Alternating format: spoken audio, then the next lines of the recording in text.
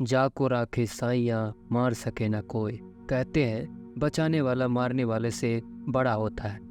वो हमारी परीक्षा लेता है कि हम कितना सह सकते हैं, लेकिन इसका मतलब ये भी नहीं कि हम प्रयास ही करना छोड़ दें और भगवान भरोसे बैठे रहे कि वो बचा लेगा।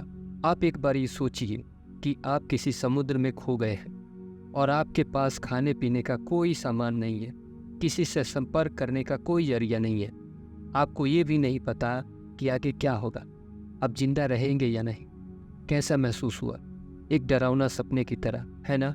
लेकिन आज मैं आपको बताने जा रहा हूँ एक ऐसी ही सच्ची कहानी जिसमें 438 दिनों तक जिंदगी से जंग चलती है और आखिर वो जिंदगी की जंग जीतकर जिंदा निकल आता है अपने परिवार के पास। कहानी है मैक्सिको के जो साल्वाडोर एवरेंगा की, जो एक मछुआरा था। मछली पकड़कर अपना गुजर बसर करता था। हमेशा की तरह एवरेंगा 17 नवंबर 2012 को मछली पकड़ने के लिए अपने दोस्त के साथ पैसिफिक ओशियन में अपना बोट लेकर निकला। मछली पकड़ने का एक दिन का प्लान था, एक दिन का खाना पीना भी था, लेकिन नियति को कुछ और ही मंजूर था। पहले तो सब कुछ ठीक ठाक चलता रहा। इन लोगों ने खूब मछलियां भी पकड़ी, लेकिन कुछ देर बाद तेज हवाएं चलने लगी। इन लोगों को समुद्री तूफान के आने का आभास होने लगा।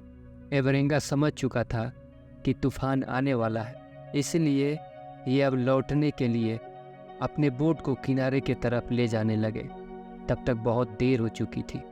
एवरेंगा और उसके दोस्त तूफान का शिकार हो चुके थे।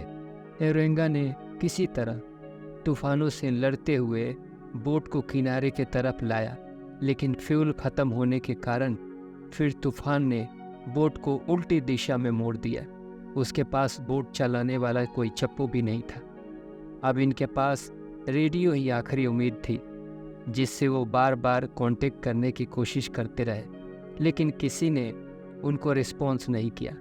जब तक रेडियो की बैटरी थी, एवरेंगा और उसके दोस्त ट्राई करते रहे, लेकिन रेडियो की बैटरी ख़त्म हो जाती है और इनकी बची खुची उम्मीद भी। अब इनको नहीं पता था कि वो समुद्र में कहाँ है। रेस्क्यू टीम भी उनको नहीं ढूंढ पा रही थी, क्योंकि समुद्र इतना बड़ा था और इनकी बोट इतनी छोटी थी। उनके पास से कई बड़े जहाज निकले, लेकिन वो इन्हें नहीं देख पाए। इनकी आवाज़ उन तक नहीं पहुंची। अब ये अपने साथ जो भी खाने पीने का सामान लाए थे, जो भी मछलियाँ पकड़ी थी, सब समुद्र में फेंकने लगे कि बोट हल्की होने पर जल्दी किनारे तक पहुंच जाएंगे। कुछ देर बाद भूख से उनका हाल बेहाल होने लगा। अब भूख और प्यास ने उनसे वो करा है जो कभी कोई सपने में भी नहीं सोच सकता है। उन्होंने अपने हाथों से समुद्री जानवरों को पकड़ना और उनको कच्चा ही खाना शुरू किया और बारिश का पानी पीने लगे।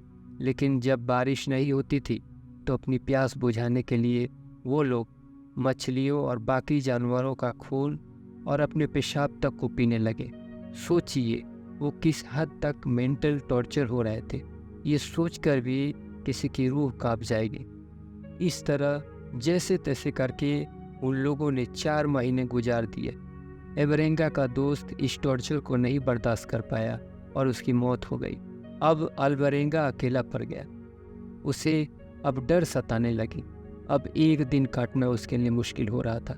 करने के लिए कोई काम नहीं था। बोट पर बैठे बैठे शरीर भी काम करना बंद कर रहा था। रात को वो तारों को देखता और यही सोचता कि काश यहाँ कोई आए और मुझे यहाँ से निकाल कर ले जाए, लेकिन वहाँ कोई नहीं आया। ये सोचते सोचते 6 महीने गुजर गए। एक दिन अल्वरेंगा को एक बहुत बड़ी जहाज़ दिखाई दी। उसे एक उम्मीद जगी। उसने खूब चिल्लाया, खूब हाथ दिखाए, लेकिन किसी ने उसे नहीं देखा। 6 महीने बाद एक उम्मीद जगी थी, वो भी ख़त्म हो गई। उसके ऊपर से हवाई जहाज़ भी गुजरे, लेकिन किसी को वो दिखाई नहीं दिया। अब वो अपने गांव से करीब 10,000 किलोमीटर दूर था। अब वो अपने आप को भगवान के भरोसे छोड़ दिया और उसे कोई उम्मीद नहीं थी बचने की। अल्वरेंगा मरा तो नहीं था, लेकिन उसकी हालत मरे हुए इंसान जैसी हो गई थी। ये अल्वरेंगा की जीने की चाहत ही थी कि वो इतनी कठिन परिस्थितियों में भी खुद को 400 दिनों तक जिंदा रखा।